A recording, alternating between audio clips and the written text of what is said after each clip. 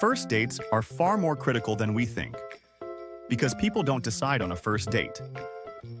They feel. And most of the time, that feeling doesn't come from the words that are said, but from the small mistakes that are made.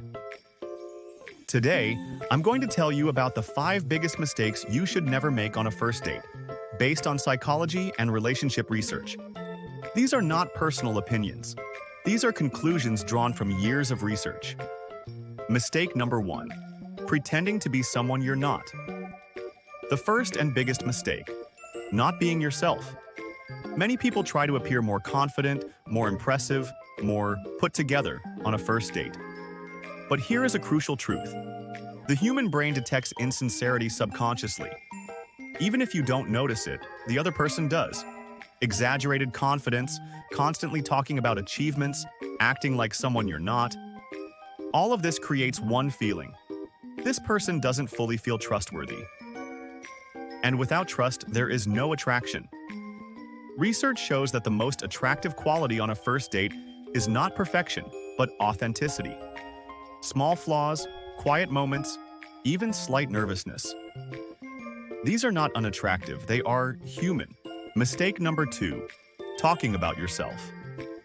Non-stop. The second big mistake: making yourself the center of the conversation. Many people do this without realizing it. They want to make a good impression, so they talk, they explain, they share stories. But after a while, the dynamic shifts. The other person becomes the listener, and you become the speaker on stage. Psychologically, people feel safe where they feel seen and understood.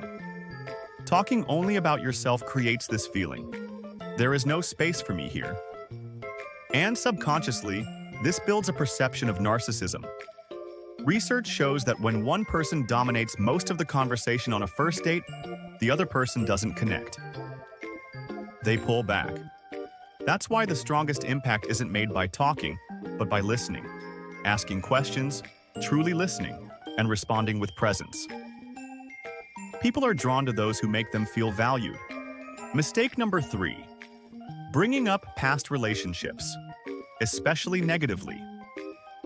The third mistake is one of the quietest, but also one of the heaviest.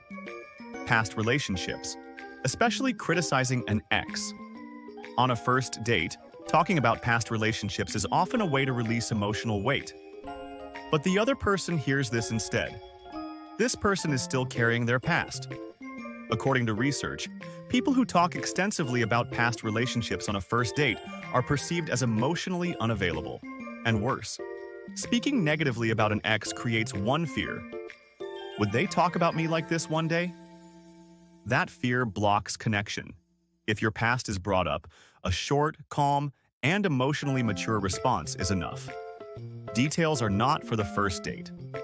Mistake number 4. Being too attached to your phone. The fourth mistake is one of the most common problems of the modern age: your phone. Checking messages, glancing at notifications, keeping the phone on the table. These may seem small, but their psychological impact is powerful. Research shows that even placing your phone on the table sends a subconscious message: my attention can be interrupted. And the human brain translates this as a loss of value. What creates connection on a first date is full attention and eye contact. Your phone breaks that attention. And when attention is broken, connection doesn't form. This isn't perceived as disrespect. It's perceived as emotional distance. So the simplest and strongest move is this: put your phone on silent and place it out of sight. In that moment, let the person in front of you be your only focus. Mistake number 5. Moving too fast and talking about the future.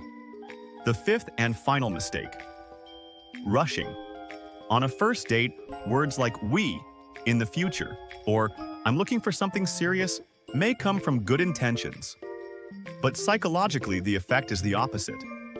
People want connection, but they don't want to lose their sense of control.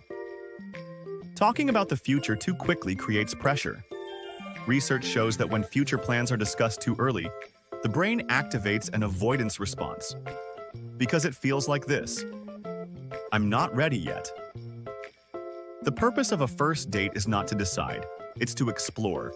to feel the energy, to observe the dynamic, to understand the connection. Bonding happens with time. Remember this. On a first date, people don't choose perfection. They choose the person who doesn't pressure them, who doesn't drain them, who makes them feel comfortable being themselves. And very often, small mistakes quietly end great possibilities. What was the biggest mistake you or the other person made on a first date?